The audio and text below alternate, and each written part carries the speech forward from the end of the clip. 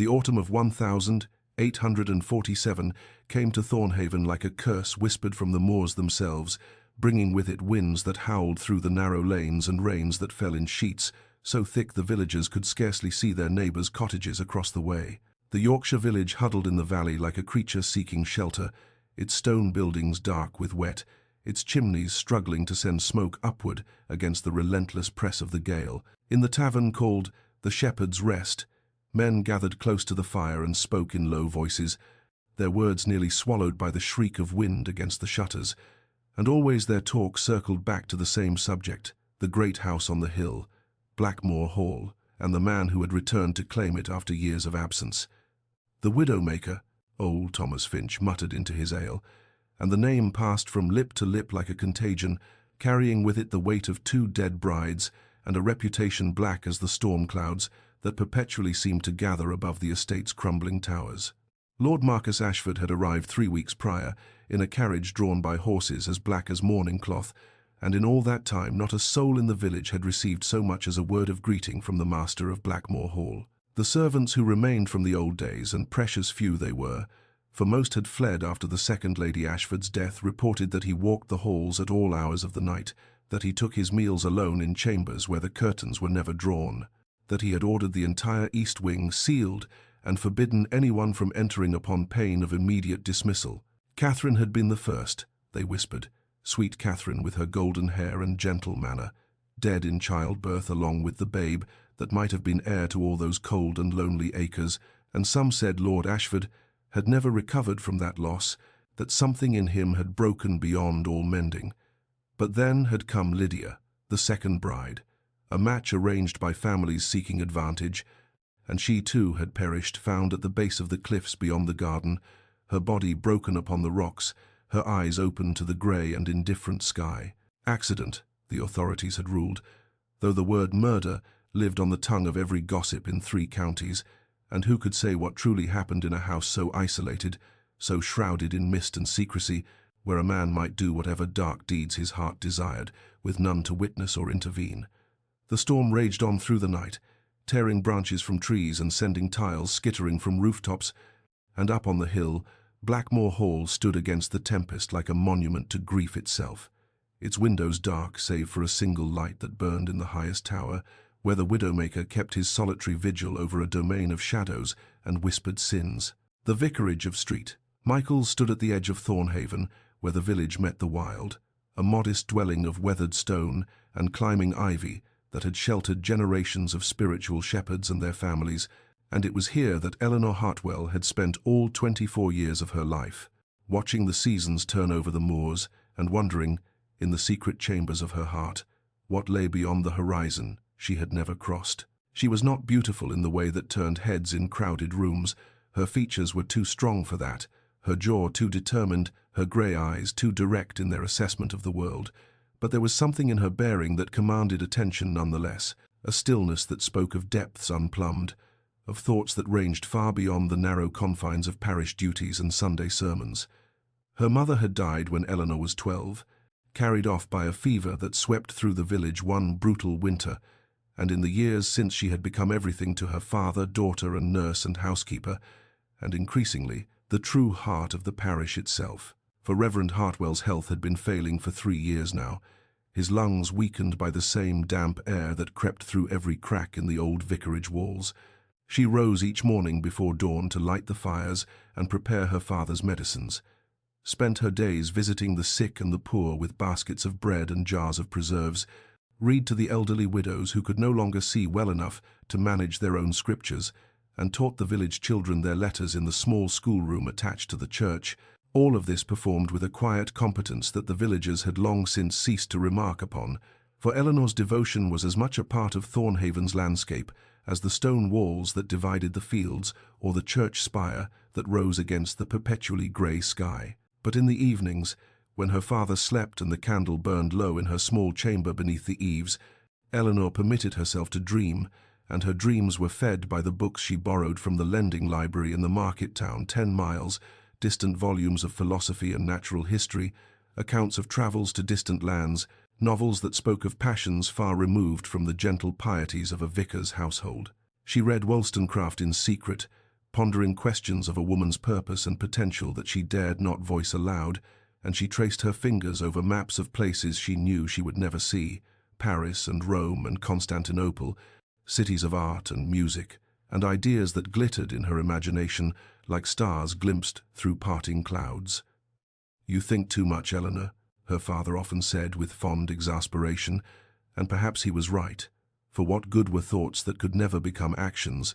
dreams that could never take flight beyond the boundaries of duty and devotion that circumscribed her world as surely as the moors circumscribed the village? And yet she could not stop herself from wondering, from yearning, from feeling that somewhere within her lived a self that had never been given permission to exist, a woman waiting to be called forth by some catalyst she could not name and dared not hope would ever arrive. The rain had softened to a persistent drizzle on the October morning when Eleanor made her way through the churchyard of St. Michael's, her basket laden with autumn flowers for the graves of those parishioners who had no living family to remember them, and it was there, among the weathered headstones and the yew trees that had stood sentinel over Thornhaven's dead for 3 centuries,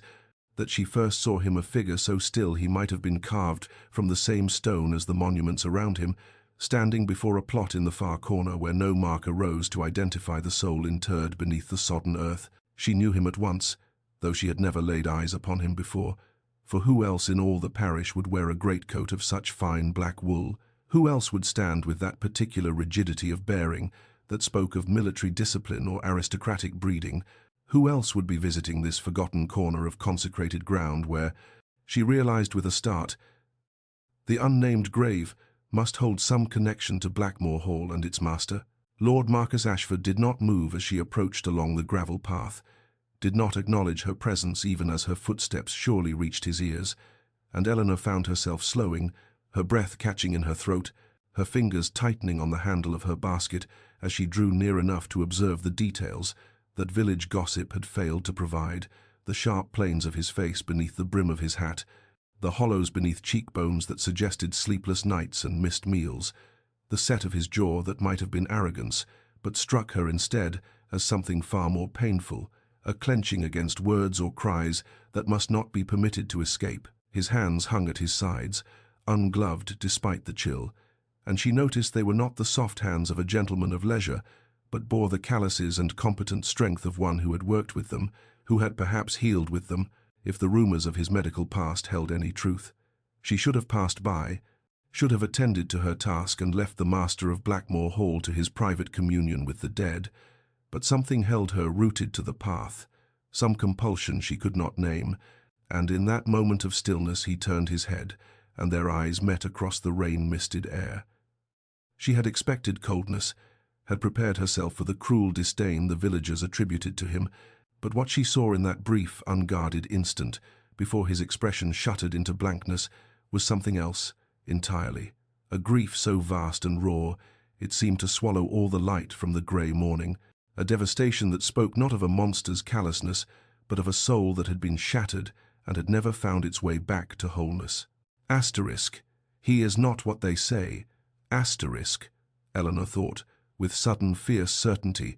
even as Lord Ashford turned away without a word, even as he strode past her toward the lich gate, with steps that carried him into the mist, like a spectre, returning to the realm of shadows from which he had briefly emerged. She stood alone among the graves, the rain beginning to fall harder now, and she did not move for a long while, thinking of the unmarked plot and the man who visited it, thinking of grief worn like armor and pain disguised as cruelty, thinking that somewhere beneath the legend of the Widowmaker there existed a truth far more complex and far more sorrowful than any tale whispered over ale in the Shepherd's Rest. The letter arrived on a morning when frost had painted the vicarage windows with crystalline patterns that Eleanor might have found beautiful under other circumstances, delivered by a servant in Blackmore livery, who spoke not a word as he pressed the heavy envelope into her hands and retreated down the path, as though the very stones of St. Michael's might rise up to smite him for his association with that dark house upon the hill. The paper was thick and cream-coloured, the seal pressed in black wax bearing a crest. Eleanor did not recognize a raven clutching a thorned rose. She would later learn the ancient symbol of the Ashford line, and her father's name was inscribed across the front, in handwriting that struck her as surprisingly elegant, the letters formed with a physician's precision rather than an aristocrat's careless flourish. "What does he want with me?" Reverend Hartwell murmured from his chair by the fire, his voice thready with the illness that had kept him confined to the vicarage for nearly a fortnight now, and Eleanor watched his trembling fingers struggle to break the seal, watched his rheumy eyes scan the brief message within, watched the colour drain from his already pallid cheeks as he absorbed whatever request Lord Ashford had seen fit to make of a village vicar, who had never exchanged a single word with the master of Blackmore Hall. "He asks for spiritual counsel," her father said slowly, as though the words themselves were foreign objects he could not quite comprehend. "He writes that he finds himself in need of guidance that only a man of God might provide, and he requests—" "No," he begs, "Eleanor, the man actually uses the word begs that I attend him at my earliest convenience." The Reverend's hands shook as he lowered the letter to his lap, and Eleanor could see the conflict playing across his weathered features. The shepherd's instinct to tend any lost sheep warring with the very human fear of entering the domain of one whom the village had long since condemned as beyond redemption. "You cannot go, Father," Eleanor said firmly, kneeling beside his chair and pressing her hand over his, feeling the fragility of bones beneath skin grown papery with age and illness. "The journey alone would exhaust you, and the damp of that old house." But even as she spoke, she knew what must be done, knew with a certainty that settled into her chest like a stone dropped into still water, and when she met her father's eyes she saw that he knew it too. "You will go in my stead," he said, and it was not a question. "You will bring him the comfort I cannot deliver myself, the prayers and the texts and the promise that God's mercy extends even to those who believe themselves beyond its reach." The village learned of her errand within hours, as villages always do, and by evening a steady stream of visitors had appeared at the vicarage door, each bearing warnings wrapped in the thin guise of Christian concern. Mrs. Blackwood clutching her rosary and speaking of evil that corrupted all it touched. Old Mr. Fenwick muttering about the devil's house and the souls it had swallowed. Young Sarah from the milliner's shop weeping actual tears as she begged Eleanor not to sacrifice herself upon the altar of parish duty. "He murdered them," whispered the blacksmith's wife, her eyes bright with the particular fervor of one who has repeated a story so often she can no longer distinguish rumor from truth. "He murdered them both, and he'll murder you too. Mark my words, Miss Hartwell, no good ever came of crossing that threshold." But Eleanor thought of grey eyes filled with grief rather than malice, thought of a man standing alone in the rain before an unmarked grave, and when she retired to her chamber that night, she began preparing the satchel she would carry to Blackmore Hall, her hands steady even as her heart raced with something that was not quite fear. The road to Blackmore Hall wound upward through a landscape that seemed to grow more desolate with each turn of the hired cart's wheels, the moorland stretching away on either side in undulating waves of brown and purple heather, broken only by outcroppings of dark stone that thrust up from the earth like the bones of some ancient creature long since fallen and forgotten,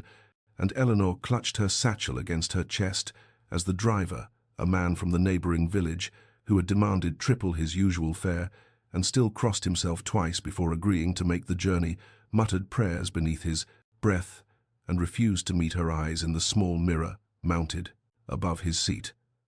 The hall revealed itself gradually, first as a distant smudge against the grey November sky, then as a silhouette of towers and chimneys that might once have aspired to grandeur, but now seemed to crouch upon the hillside like a wounded animal waiting to die. And as they drew closer, Eleanor could discern the details of its decay, the ivy that had been permitted to consume entire wings until windows peered out from curtains of withered green like eyes trapped behind a mask, the roof tiles missing in patterns that spoke of years rather than months of neglect, the great iron gates that hung open at crooked angles as though the house had long since ceased to care who entered or departed its grounds. The driver would go no further than those gates, and Eleanor found herself walking the final quarter-mile alone,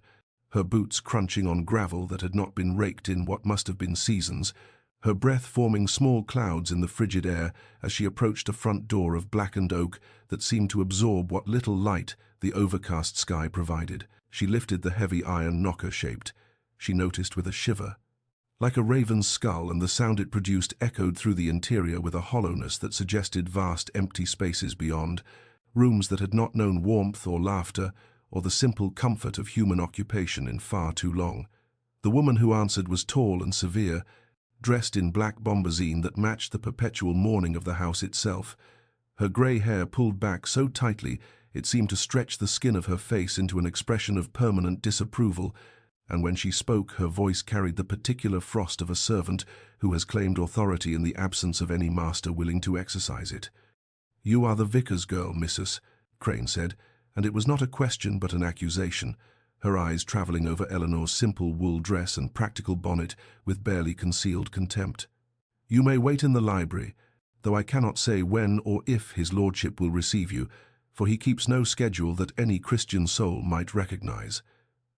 The library was vast and cold, a fire laid but unlit in a hearth large enough to roast an ox, and Eleanor stood among towering shelves that groaned beneath the weight of volumes she found herself drawn to examine, despite the chill medical texts in Latin and German, anatomical drawings of exquisite and disturbing precision, treatises on diseases of the mind and afflictions of the spirit, and there among them all, tucked between a surgeon's manual and a pharmacopoeia, a slim volume of poetry by Tennyson with pages so worn they spoke of hands that had returned to its comfort again and again, seeking solace in verses about grief and loss and the desperate hope that death was not the end of all things. She had been standing before the shelves for perhaps half an hour, her fingers tracing the spine of a volume on melancholia, when she became aware that she was no longer alone, that the quality of silence in the room had shifted from emptiness to something watched, something waiting, and when she turned she found Lord Marcus Ashford standing in the doorway with the stillness of a man who had learned to move through the world without disturbing it, as though he had long since concluded that his presence was a contamination best kept contained. He was thinner than she remembered from the churchyard, the bones of his face sharp beneath skin that held the pallor of one who had not seen sunlight in weeks, and his dark hair was longer than fashion dictated, swept back from a forehead lined with the particular furrows that spoke not of age but of thoughts too heavy to bear, and when his grey eyes met hers, Eleanor saw something flicker in their depths. Surprise, perhaps, that she had not fled at his approach, or perhaps merely the reflexive calculation of a predator assessing whether its prey was worth the effort of pursuit. "So the good Reverend sends his daughter to beard the monster in his den," Lord Ashford said, and his voice was exactly as Eleanor had imagined. It would be low and cultured and edged with a cruelty that seemed almost practiced, as though he had rehearsed this particular brand of disdain until it fit him like armor. "How touching that he considers my immortal soul worth risking his only child, though I suspect the calculation was rather simpler than that an aging vicar with one foot in the grave himself has little left to lose, and perhaps he thought you might prove more palatable to my appetites than his own withered offerings." Eleanor felt the colour rise in her cheeks, but she did not step back, did not lower her gaze, and when she spoke her voice carried the steadiness she had cultivated through years of tending the dying and comforting the bereaved, the tone of one who had learned that fear was a luxury the truly useful could not afford. "My father is ill, my lord, too ill to make the journey himself, and he believed that no soul who reached out for guidance should be denied it merely because the messenger was not the one expected." Lord Ashford laughed, and the sound was like glass breaking, sharp and hollow and somehow terribly sad. "Guidance," he repeated, crossing to the cold hearth and bracing one hand against the mantel as though he required its support. "Your father offers guidance through prayer and scripture, through the promise of a merciful God who welcomes the repentant sinner into his embrace. And tell me, Miss Hartwell, what comfort do you imagine such platitudes offer to a man who has watched two women die and knows with the certainty of one who has studied death in all its forms, that no amount of prayer will bring them back, that no scripture will silence the accusations that echo through these halls every night?" Eleanor reached into her satchel and withdrew the texts her father had prepared, the worn prayer book and the passages copied in his trembling hand, and she placed them on the table between them like an offering, like a challenge. "I imagine very little comfort at all, my lord, if you are determined to refuse it before it is even given, but I will leave these nonetheless, and I will return next week to discuss them with you, and the week after that, and the week after that, because my father taught me that the shepherd does not abandon the lost sheep, simply because it bares its teeth and pretends it wishes to be left alone in the wilderness." For a long moment Lord Ashford stared at her, and Eleanor could not read what passed behind those grey eyes, fury perhaps, or bewilderment, or something that might have been the first faint stirring of respect, and then he turned away, presenting her with his back as though she had already ceased to exist. "Mrs. Crane will show you out," he said flatly, "and Miss Hartwell, do not mistake stubbornness for courage, for this house has broken far stronger wills than yours." The whispers found Eleanor before she had even reached the village square, carried on the tongues of women who gathered at the well with buckets they no longer needed to fill, and men who paused in their labors to watch her pass with eyes that held equal measures of pity and morbid fascination, and by the time she entered the baker's shop to purchase her father's bread, she had already heard her name, spoken 3 times in hushed tones that fell silent the moment she drew near, a silence more eloquent than any accusation. It was Mrs. Pemberton, the blacksmith's wife and unofficial keeper of Thornhaven's collective memory, who finally spoke plainly, cornering Eleanor in the narrow aisle between flour sacks and preserves with the determination of one who considered it her Christian duty to save the innocent from their own foolishness, and the words that poured forth painted a portrait so dark that Eleanor felt the chill of Blackmore Hall settle into her bones once more, despite the warmth of the autumn afternoon. Catherine Ashford had been barely 19 when she married Marcus, a gentle creature by all accounts, golden-haired and sweet-natured and desperately in love with the brilliant young physician who had captured her heart during a London season, and they had retreated to Blackmore Hall with dreams of filling its empty rooms with children and laughter and all the quiet joys of a life built on mutual devotion. But the child had come too soon, or perhaps too late, the labor stretching across 3 agonizing days, while Marcus paced the halls and consulted his medical texts, and ultimately stood helpless as his wife and infant son slipped beyond the reach of any earthly medicine, leaving him alone in a house that had briefly known hope and would never know it again. "He buried them himself," Mrs. Pemberton whispered, her eyes bright with the particular gleam of one who has hoarded a secret too long. "In the churchyard, in an unmarked grave, because he said he could not bear to see their names carved in stone. And then he disappeared to London for 2 years, and when he returned he brought her Lydia, Lady Ashford II. And oh, Miss Hartwell, that poor creature was doomed from the moment she crossed the threshold. Lydia had been a cousin's daughter. The story went, a match arranged by families concerned with duty and succession rather than affection, and from the first she had wandered the moors at all hours with wild eyes and wilder hair, speaking to people no one else could see, and weeping for sorrows she could not name, until one November evening she had walked to the edge of the cliffs beyond Blackmore and simply stepped into the waiting darkness below, her body discovered the next morning on the rocks like a broken bird that had forgotten how to fly.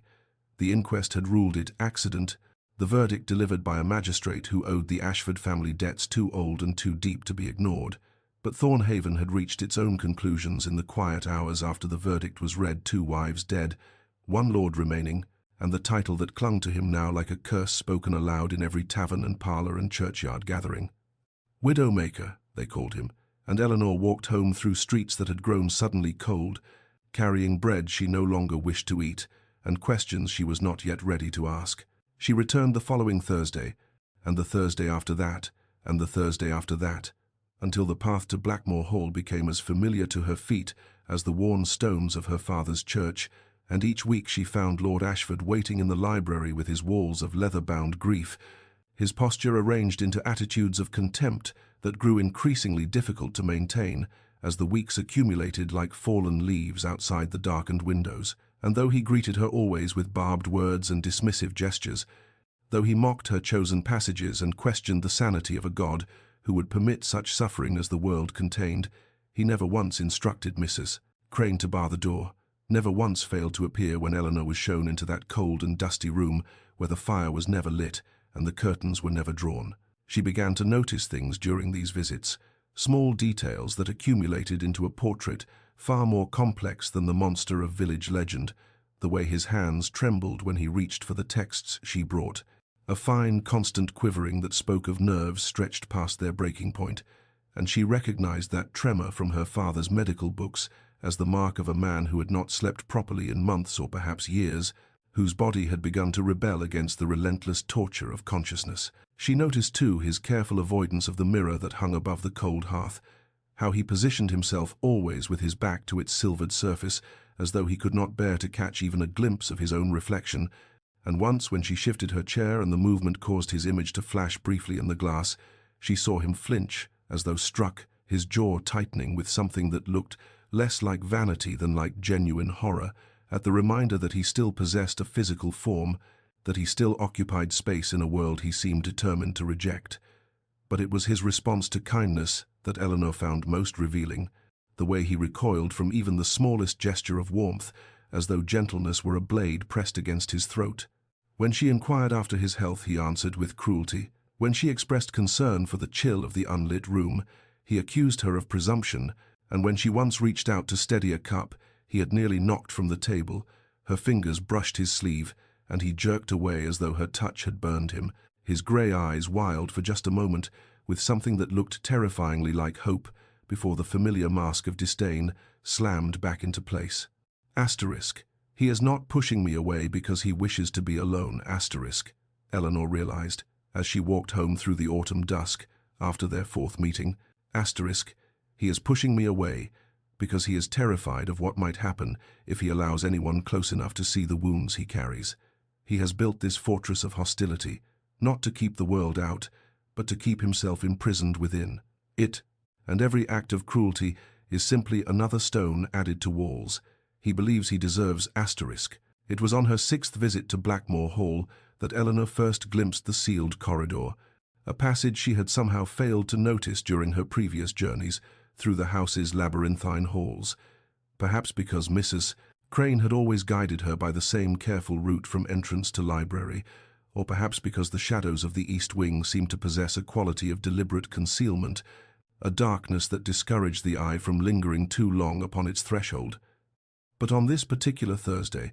the housekeeper had been delayed by some domestic crisis in the kitchens, and Eleanor had been left to find her own way through corridors she thought she knew,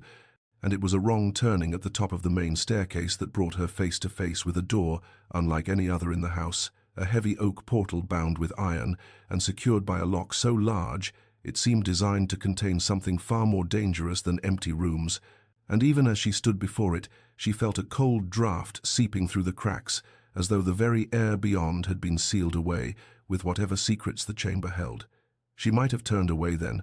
might have retreated to the familiar safety of the library and the strange comfort of Lord Ashford's ritualized hostility, but something in the quality of that cold breath made her pause, made her press her palm flat against the wood, as though she might divine through touch alone what lay beyond. And it was thus that Mrs. Crane found her when the housekeeper came hurrying up the stairs with her keys jangling, and her face arranged into an expression of such profound alarm that Eleanor knew immediately she had stumbled upon something she was never meant to see. "That wing is not to be approached, Mrs. Crane said, her voice harder than Eleanor had ever heard it, her thin fingers closing around Eleanor's elbow with a grip that brooked no argument. "It has been sealed since Lady Lydia's time, by his lordship's own orders, and there is nothing beyond that door but dust and grief and memories best left undisturbed," and she pulled Eleanor away with such urgency that her feet stumbled on the worn carpet, but not before Eleanor caught a glimpse of something scratched into the wood near the lock, letters gouged deep as though by desperate fingernails, too faint to read but too deliberate to be anything but intentional. She was still thinking of those marks when she entered the library, still seeing them behind her eyes like an after-image burned by lightning, and so she did not immediately notice that Lord Ashford stood not in his usual position by the cold hearth, but directly before her, his face white as bone, and his grey eyes blazing with a fury so intense it seemed to consume the very air between them. "You were at the east wing door," he said, and his voice was a sound Eleanor had never heard from him before, not the practiced cruelty of their usual encounters, but something raw and ragged and utterly uncontrolled. "You were touching it. I saw you from the gallery. Who gave you permission? Who told you to go there? What do you want from me? What do you want?" And Eleanor saw, then, what lay beneath the fury, saw it clearly for the first time as his voice cracked on the final word, and his hands clenched at his sides with a trembling that had nothing to do with anger and everything to do with a terror so profound it had driven him to this display, and she understood suddenly that whatever waited behind that sealed door was not a secret he kept from the world, but a wound he kept open deliberately, a blade he pressed against his own heart every hour of every day, and his rage was not that she had discovered his shame, but that she had come too close to seeing the full depth of the suffering he believed he deserved. The weeks that followed the incident at the east wing door moved with the strange suspended quality of late autumn, when the world itself seems to hold its breath before the final descent into winter, and Eleanor continued her Thursday visits despite the memory of Lord Ashford's terrible fury, despite Mrs. Crane's newly watchful presence that ensured she never again strayed from the prescribed path between entrance and library. And something shifted between them after that day, some invisible barrier, cracked, if not broken, as though his explosion of raw terror had exhausted resources he had long hoarded for the maintenance of his defenses, and he began to speak to her with something other than calculated cruelty, began to offer fragments of himself wrapped in bitterness, but offered nonetheless the first gifts he had permitted himself to give in years. "You wonder why I requested your father's counsel," he said one afternoon as November rain traced silver paths down the windows, and Eleanor sat with her hands folded over a volume of devotional poetry she had not opened. "You imagine perhaps that I sought redemption, that somewhere beneath this excellent performance of villainy there beats a heart yearning to return to God's grace. How disappointed you must be to discover the truth is far more pathetic," and he laughed then, a sound like breaking glass. "I wrote that letter in a moment of weakness, Miss Hartwell, a moment when the silence of this house became so absolute I thought I might cease to exist entirely if I did not hear another human voice, and your father's reputation for kindness toward the wretched seemed to promise at least an hour's respite from my own company." And Eleanor heard beneath the self-mockery something she had learned to recognize, the particular cadence of confession disguised as contempt. He told her over the following weeks, in pieces and fragments scattered through their conversations like shards of a shattered mirror, that he had not always been Lord Ashford of Blackmore Hall, that before the death of his elder brother and the inheritance that followed like a curse, he had been simply Marcus Ashford, physician, trained at Edinburgh and practicing in London among the poor of Whitechapel. And when he spoke of those years, Eleanor saw his hands change, saw them move with a different quality, as though remembering the work they had been made for, and she understood suddenly why the library was filled with medical texts, why she had noticed on his desk scattered papers covered in precise anatomical drawings, why his fingers even now traced the air sometimes as though reaching for instruments no longer there. "I was good," he said, and the words seemed to cost him something precious. "I was very good, Miss Hartwell. I had a gift for diagnosis that my professors called almost supernatural. I could feel the wrongness in a body the way some men feel changes in weather, and I believed God helped me. I actually believed that I could save them, that these hands could hold back death itself, if only I worked hard enough, if only I refused to surrender." And his voice cracked on the final word, and Eleanor saw his surgeon's hands clench into fists against his thighs, those elegant, capable fingers that had been trained to heal, now twisted into instruments of his own punishment, and she recognized at last what she had sensed from their first meeting, that Lord Marcus Ashford was not a monster who had destroyed his wives, but a healer who had failed to save them, and the difference between those two truths was the entire distance between damnation and the possibility of grace. It was not her intention to discover the garden, for Eleanor had learned through careful weeks of navigating both the labyrinthine corridors of Blackmore Hall and the equally treacherous terrain of Lord Ashford's moods, that the safest path was always the prescribed one, the route Mrs. Crane had established from entrance to library and back again without deviation. But on the first Thursday of December, when frost silvered the moors and her breath hung in clouds before her face, she arrived to find the library empty and the fire unlit, and after waiting for nearly an hour in the growing cold, she made the decision that would alter everything. Rising from her usual chair and following the distant sound that had been teasing at the edges of her awareness, a rhythmic scraping that seemed to come from somewhere beyond the French doors at the library's far end,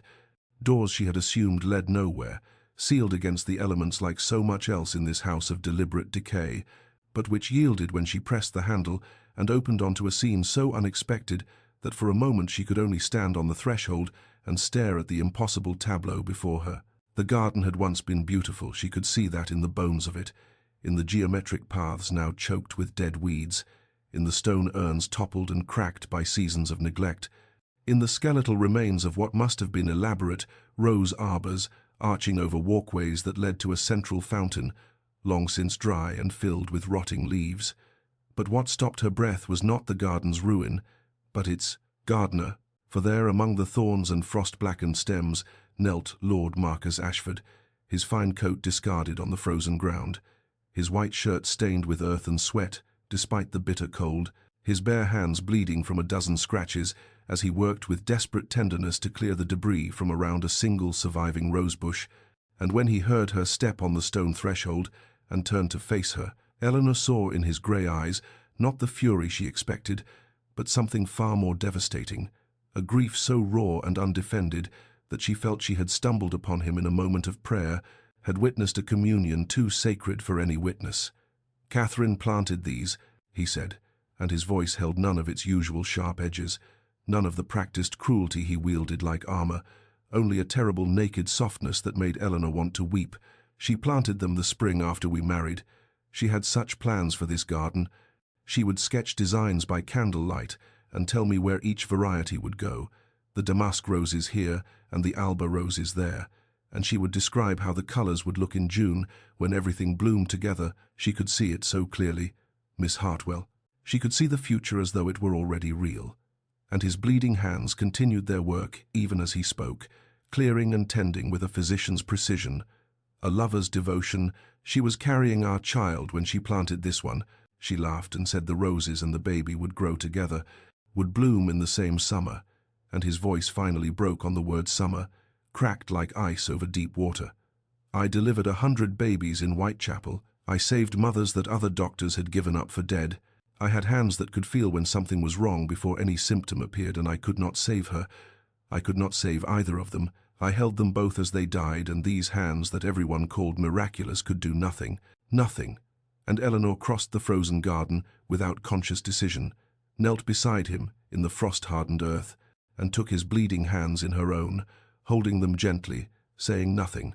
because there were no words for such grief, only presence, only the simple human gift of witnessing another's pain without turning away. They remained in the frozen garden until the winter light began to fail, and when at last Marcus rose and helped Eleanor to her feet, brushing the frost from her skirts with hands that had finally stopped bleeding, something had shifted between them that could not be unnamed, some threshold crossed that permitted him to speak of what he had never spoken of to any living soul. And so it was that the following Thursday, in the library where a fire now burned because he had ordered it lit before her arrival, he told her about Lydia, and his voice as he spoke held neither the bitter mockery nor the raw grief she had witnessed before, but something perhaps more terrible, a flat recitation of facts that she recognized as the particular numbness of shame, too deep for ordinary expression. "My brother's death came 18 months after Catherine's," he said, standing at the window with his back to her so she could not see his face. "And suddenly I was Lord Ashford, master of Blackmore Hall, expected to marry again and produce an heir, to continue a lineage I had never wanted, and now despised. Lydia was chosen for me by distant relations who still believed the family name worth preserving. She was young and wealthy and from a good family, and I married her because I had ceased to care about anything at all, because it seemed easier to do what was expected than to fight, because some part of me believed that perhaps duty could serve where love had failed." And Eleanor heard in his words the terrible mathematics of grief, the way sorrow sometimes calculates that any change must be better than the unchanging weight of loss. "She was not well," he continued, and his voice grew quieter still. "I knew it from the beginning. I saw the signs. I had been trained to recognize the wild fluctuations of mood, the terrors that came upon her without warning, the way she would sometimes speak to people who were not there, and I did nothing. Miss Hartwell, I told myself it was not my concern. I had married her body for the production of heirs and her fortune for the maintenance of this rotting estate. I had not agreed to tend her mind or heart. I had given those capacities to Catherine and buried them with her, and had nothing left to offer." And he turned then, and Eleanor saw that his face was not blank as she had expected, but twisted with a self-loathing so profound it seemed to distort his very features. "She fell from the cliffs on a morning in March," he said, "and the coroner ruled it an accident because that was the convenient conclusion, because the alternative would have meant scandal and investigation and questions no one wished to answer. But I knew. I knew she had walked to those cliffs deliberately. I knew because I had seen her standing at the edge a dozen times before. I knew because she had begged me for help in ways I had refused to hear. And I let her die, Miss Hartwell. As surely as if I had pushed her myself, I let her die, because I was too consumed with my own grief to see that she was drowning in hers, because I had decided I was incapable of saving anyone, and so I stopped trying. And that is the truth of the Widowmaker. That is the monster the village whispers about. Not a man who murdered his wives, but something perhaps worse. A physician who forgot how to heal, a husband who forgot how to see, a human being who forgot that other hearts besides his own could break. The fever came upon her father without warning on the coldest night of January, striking with the swiftness and severity that Eleanor had learned to fear in the long years of tending to his declining health, and by midnight she knew with terrible certainty that this was not like the other illnesses,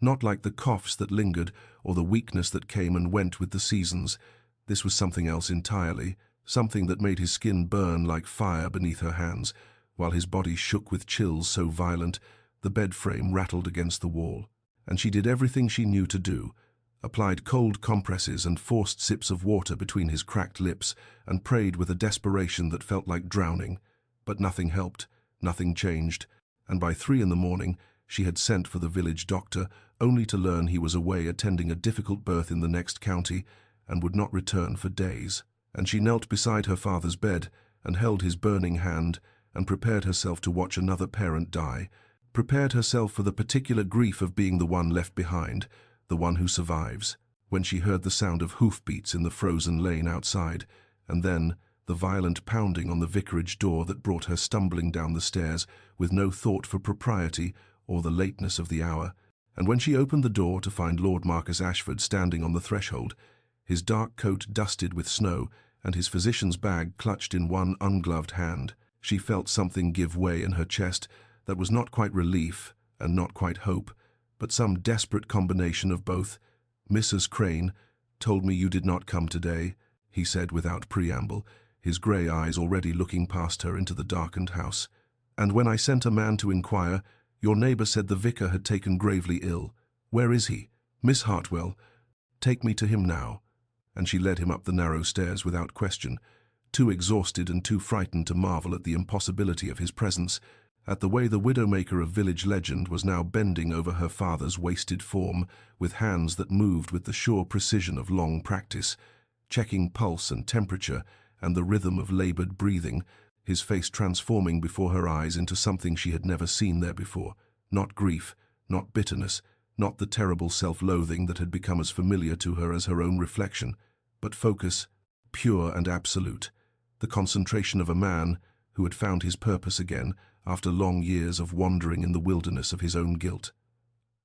"Lung fever," he said, already opening his bag and removing bottles and instruments. "Advanced, but not beyond treatment. If we act quickly, I will need hot water, clean cloths, and your willingness to follow my instructions exactly. Can you do this, Miss Hartwell? Can you trust me with his life?" And Eleanor met his eyes and saw there a question that went far beyond the medical, a plea for faith from a man who had forgotten how to have faith in himself, and she answered with the only word that mattered, the only word she had ever meant more completely: yes. The hours between midnight and dawn stretched into an eternity of fever and fear, of cold compresses applied and reapplied, of medicines administered with careful precision, of prayers murmured beneath Eleanor's breath, while Marcus worked with the focused intensity of a man fighting a battle he had once believed, himself too broken to wage. And it was in the deepest hollow of that night,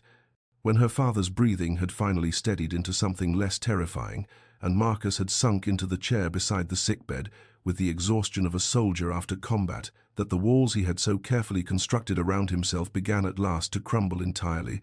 not with the dramatic collapse of a fortress under siege, but with the quiet erosion of stone, worn smooth by water, by time, by the simple, persistent presence of someone who refused to look away. "You should rest," Eleanor whispered from her place on the floor beside her father's bed, her back against the wall and her eyes burning with fatigue.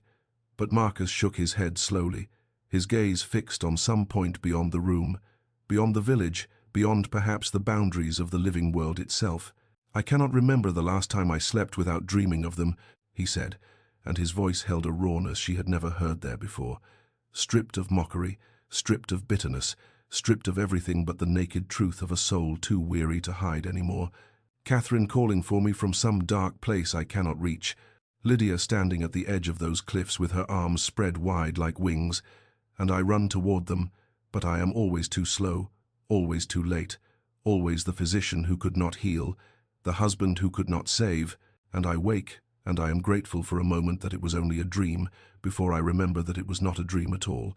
that they are truly gone, and I am truly the reason, and then I wish. He stopped, his jaw tightening against words that fought to escape, but Eleanor waited in the silence with the patience she had learned in months of sitting beside him while he found his way toward speech. And at last he continued in a whisper so low she had to lean forward to hear, "I have wished for death, Miss Hartwell, not with the courage to pursue it as Lydia did, but with the coward's hope that it might simply come for me, that some illness or accident might release me from the prison of my own existence, and when it did not come, when I continued to wake each morning in that mausoleum of a house, I decided that if I could not die, I would make myself into something so monstrous that no one would ever come close enough to be destroyed by me again. I would become the Widowmaker they whispered about. I would make the legend true in spirit, if not in fact. I would build walls of cruelty and reputation so high that no kindness could scale them, no compassion could breach them, no foolish vicar's daughter with her books, and her stubborn faith, and her eyes that saw too much could ever." And here his voice broke entirely, shattered on the rocks of his own confession,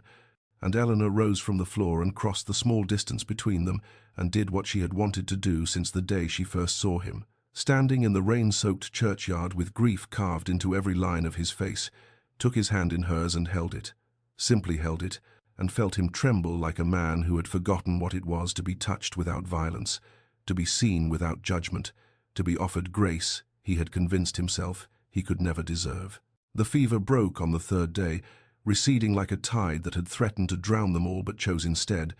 at the last possible moment, to show mercy, and when Reverend Hartwell opened his eyes and looked upon his daughter's exhausted face with recognition and clarity, when he spoke her name in a voice ravaged by illness but unmistakably alive, Eleanor wept with a relief so profound it seemed to empty her of everything she had been holding inside throughout those endless hours of vigil. And it was only later, after her father had taken broth and slept a natural healing sleep, that she realized Marcus had slipped away, sometime in the grey hours of early morning without farewell or explanation, leaving behind only the bottles of medicine on the nightstand and instructions written in his precise physician's hand for the continuation of care. And when the village doctor finally returned and examined the vicar with wondering eyes, he declared it nothing short of miraculous that the illness had not claimed him, that whoever had treated him had done so with extraordinary skill, and Reverend Hartwell, still weak but already displaying the stubborn vitality that had carried him through decades of service, said simply, "It was Lord Ashford, the master of Blackmore Hall, who sat beside me through the darkest night and fought for my life as though it were his own." And the doctor's face betrayed such astonishment that Eleanor might have laughed under different circumstances, and within hours the news had spread through Thornhaven, like fire through dry grass. The Widowmaker had saved the vicar's life, the monster of local legend had worked through the night with healing hands, the very man they had whispered about in fearful tones had proven himself capable of something that looked remarkably like compassion, and Eleanor watched the village's perception shift with the strange mixture of vindication and sorrow, knowing that Marcus would hate this attention, this reassessment, this crack in the fortress of his terrible reputation. And indeed, when she went to Blackmore Hall 3 days later, her father finally stable enough to leave in the care of parish women, she found the gates locked and her knock unanswered, and when she returned the following day and the day after that, it was Mrs. Crane who finally appeared at the servants' entrance with something almost like sympathy in her weathered face, saying, "He's given orders, miss, no visitors, no exceptions, says he's done what needed doing and there's nothing more to discuss." And Eleanor stood in the frozen February air and felt something kindle in her chest that was neither despair nor acceptance, but rather a quiet, fierce determination that had been building since the night she held his trembling hand in the darkness of her father's sick room, since she heard him confess the wish for death that had haunted him, since she understood at last that his retreat was not rejection, but terror. Terror of hope, terror of connection, terror of allowing himself to want something he believed he could never deserve. And she looked at the grey stones of Blackmore Hall rising against the winter sky, and made a decision as clear and unshakable as any she had ever made, that she would not let him disappear into the prison of his guilt, that she would not allow him to transform one night of grace into another chain of self-punishment, that whatever walls he built, she would find a way through, because she had seen what lay beneath his careful cruelty, and she would not abandon it to the darkness. The storm came as though summoned by the tumult in Eleanor's heart, sweeping across the moors with the fury of something ancient and unforgiving, and she walked into its teeth without hesitation, her cloak snapping behind her like a dark wing as she climbed the path to Blackmore Hall with a determination that bordered on recklessness. 2 weeks she had waited, 2 weeks of locked gates and unanswered letters, 2 weeks of watching her father regain his strength, while the man who had saved him withered in his self-imposed exile, and she could bear it no longer, could not sit in her quiet vicarage while Marcus Ashford slowly killed himself with solitude and guilt. And so she had come through the howling wind and the driving rain, come to the servants' entrance that Mrs. Crane had left unlatched with a look that might have been hope, come through the cold corridors she now knew well enough to navigate in darkness, and she found him in the library where they had first spoken all those months ago, standing before the dead fireplace with a glass of whiskey untouched in his hand and his back turned to her as though he had been waiting, and when he spoke, his voice was rough with exhaustion and something that sounded terribly like surrender. "I told Mrs. Crane no visitors," and Eleanor answered with a steadiness she did not entirely feel, "and I told myself I would not watch you destroy yourself from a comfortable distance." And he turned, then, and she saw what 2 weeks of darkness had done to him, the hollows deeper beneath his eyes, the gauntness more pronounced, the careful cruelty replaced by something worse, a blankness that spoke of a man who had stopped fighting, and the sight of it kindled in her a fury so bright it burned away. Her caution, her propriety, every gentle approach she had planned during those long nights of waiting. "You saved my father's life," she said, advancing into the room as lightning split the sky beyond the windows.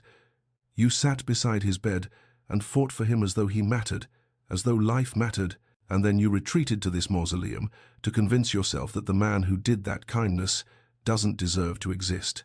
Do you understand how cruel that is? Not to me, not to the village, but to yourself. To punish yourself for daring to be something other than the monster you've decided you must be?" And Marcus's face contorted with something between anguish and anger as he slammed the glass down upon the mantel. "You don't understand. I am not punishing myself for kindness. I am protecting you, protecting everyone, from what happens to those foolish enough to care for me, to depend upon me. Catherine trusted me and died in agony, calling my name. Lydia needed me, and I was too consumed with my own grief to see her drowning until she chose the cliffs over another day, as my wife. And you," his voice cracked, shattered on the rocks of his terror, "you with your stubborn faith and your refusal to see what is plainly before you, you would be the third woman destroyed by the catastrophe of loving Marcus Ashford, and I will not allow it. I cannot." And Eleanor crossed the remaining distance between them and seized his hands in hers, felt them trembling with the force of his fear, and she said with a fierceness that surprised them both, "You do not get to make that choice for me. You do not get to decide what I am strong enough to bear or wise enough to understand. I have seen you, Marcus, all of you, the grief and the guilt and the desperate wish for death and the healing hands you tried to bury and the heart you convinced yourself had stopped beating. I have seen it all, and I am still here, still standing before you in this storm, demanding that you stop hiding from the terrifying possibility that you might deserve to live, that you might be worthy of connection, of hope, of—" And she stopped, the word trembling on her lips, the word that had been growing in her chest for weeks, and Marcus stared at her with an expression of such raw, desperate longing that it stole her breath, and he whispered, "Don't," but it was not a command, it was a plea, the plea of a man who wanted nothing more than to hear what she might say next, and feared nothing more than the same. And the storm raged on around Blackmore Hall as two souls stood at the edge of an abyss that was not destruction but transformation, and waited to see who would find the courage to leap first. The storm had gentled to a steady rain when Marcus finally spoke again, his voice barely audible above the water streaming down the windows. "If you truly wish to understand what you are asking for, what loving me would mean, then come let me show you the truth I have hidden from everyone,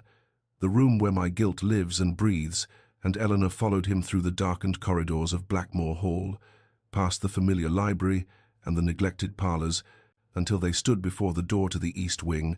the forbidden threshold she had glimpsed months ago and been warned away from with such fury. And Marcus's hand trembled as he produced the key, as the lock yielded with a sound like something sighing after a long-held breath, and he pushed open the door to reveal a corridor thick with shadows and the particular stillness of spaces long sealed from the living world, and Eleanor walked beside him through the dust and the silence until they reached a room at the corridor's end. And when he opened this final door, she understood at last why he had kept this place locked away. It was Lydia's chamber, preserved exactly as it must have been on the day she died, the bed still made with its rumpled coverlet, a hairbrush lying on the vanity as though waiting for its owner's return. But it was the walls that stole Eleanor's breath, for they were covered in writing, desperate scrawlings in what must have been charcoal and ink, and what she feared might be blood, words and fragments and pleas that spoke of a mind in torment. Phrases like, "He doesn't see me," and "I am disappearing," and "The sea calls and calls, and I am so tired of not answering." And Marcus stood in the center of this shrine to his failure, his face carved from stone but his eyes alive with an anguish that had not diminished with the passing years. "I found her writings after," he said, his voice hollow. "Read every word, understood too late what I had refused to see. While she lived, she was drowning in her own mind, and I was too consumed with my grief for Catherine, too determined to maintain the proper distance of a marriage of convenience, to notice that my wife was slipping away day by day, and so I have kept this room exactly as she left it, made myself come here and read her words, made myself remember that my blindness killed her as surely as the rocks at the cliff's base." And Eleanor moved through the room slowly, reading the fragments on the walls, seeing in them not an indictment of Marcus but the evidence of an illness he could not have cured with attention alone. And she turned to him with tears on her cheeks and said, "You have made this room your prison, but Marcus," these words, they speak of a darkness that lived inside her long before you, a darkness that would have claimed her regardless of how closely you watched, how much you tried to save her, and keeping this shrine does not honor Lydia. It only chains you to a guilt that serves no one, least of all the woman who suffered here." And she took his hand and led him to the window where rain traced its endless patterns on the glass. "It is time to let her rest, truly rest, and to forgive yourself for being human,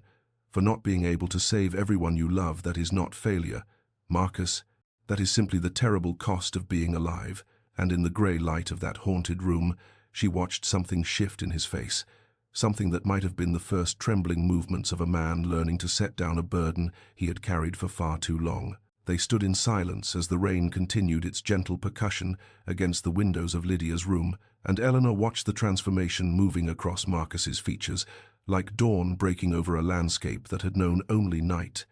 The rigid lines of his jaw softening, the desperate grip of his guilt loosening its hold finger by finger.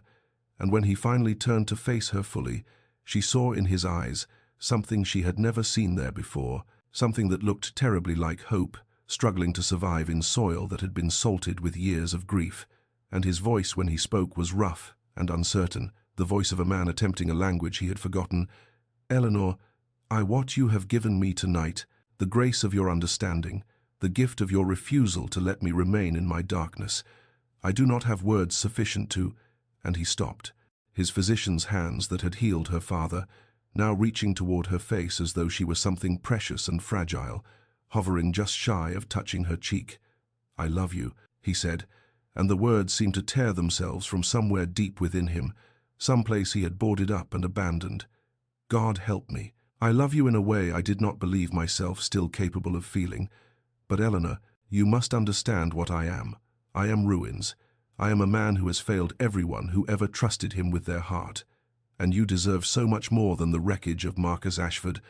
You deserve someone whole, someone unshadowed, someone who can give you a future unburdened by the weight of 2 graves and a reputation that will follow us like a curse. And I will not add your name to the list of women destroyed by loving me." And Eleanor listened to his declaration, and his denial in the same breath.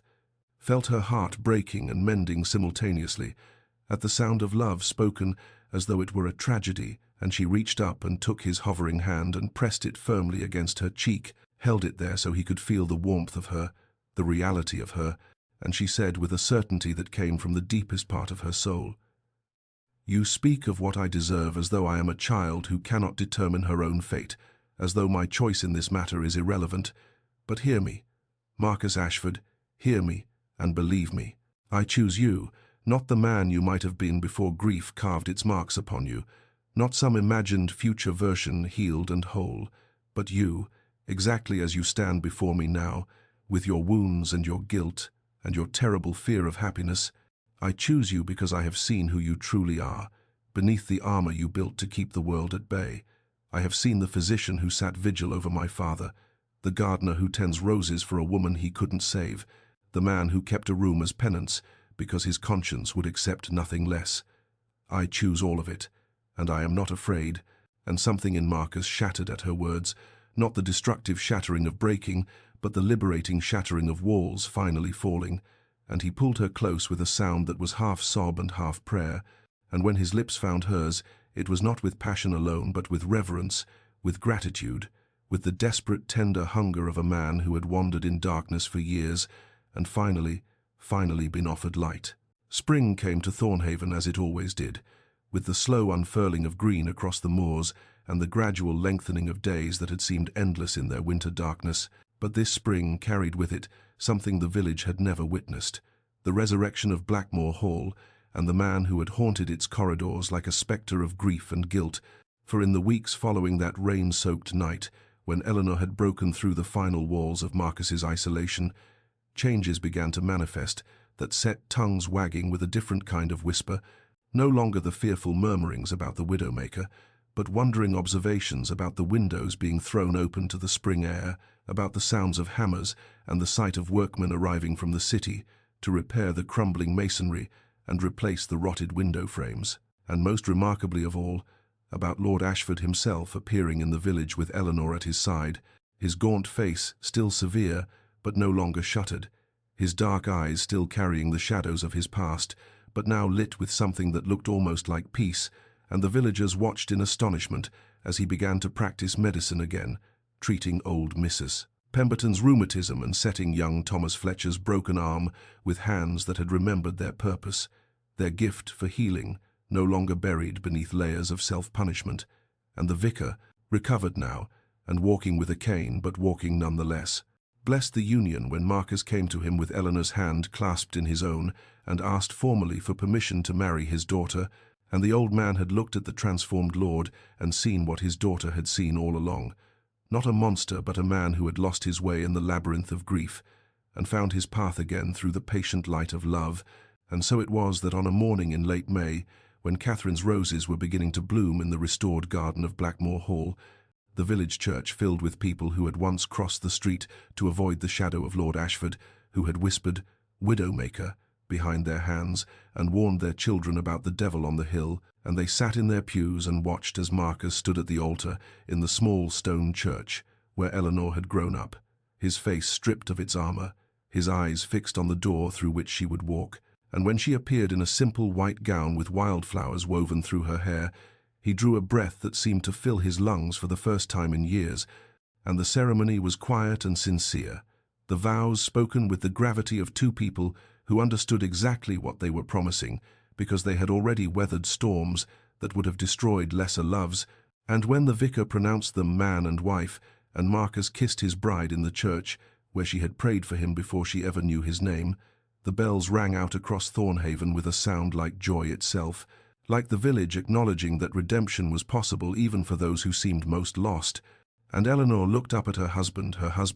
and saw the man she had always known existed beneath the legend, the healer, the gardener, the soul worth saving, finally allowing himself to be saved. 7 years had passed since the spring morning when Eleanor Hartwell became Eleanor Ashford, 7 years that had transformed Blackmore Hall from a mausoleum of grief into a home alive with warmth and laughter and the chaotic, beautiful noise of children, and on this particular autumn afternoon, an afternoon that echoed with golden light, so different from the storm that had first brought Marcus to Thornhaven. Eleanor stood at the window of what had once been Lydia's room, now a bright nursery where their youngest daughter slept in a cradle carved by her father's own hands, and she watched through glass no longer streaked with neglect, as Marcus walked through Catherine's garden with their twin sons balanced on each hip, their dark hair so like his own, their laughter ringing across the restored grounds as he pointed out the roses and spoke to them of the gentle woman who had planted them, teaching them that love persists even through loss, that memory can be honored without becoming a prison. And Eleanor's heart swelled with a gratitude so profound it brought tears to her eyes, for she remembered the man she had first encountered in that rain-soaked churchyard,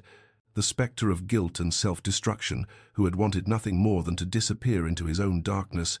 and she marveled at the distance between that man and the father, now spinning his sons until they shrieked with delight, the physician who had reopened his practice and served the village that had once whispered his name like a curse, the husband who still looked at her each morning as though he could not quite believe she was real.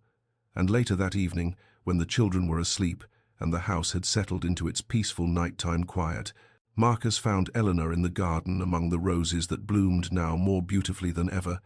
tended with love rather than penance, and he took her hand and raised it to his lips and said simply, "You saved me." And she shook her head and replied, "No, my love, you saved yourself. I merely refused to let you forget that you were worth saving." And they stood together in the gathering dusk,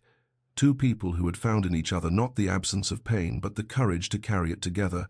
to transform it into something that fed the roots of joy rather than strangling them. Dear listener, if this story has stirred something within you, some recognition of your own shadows or your own desperate hope for redemption, then carry with you this truth that Eleanor understood from the first moment she looked into Marcus Ashford's haunted eyes.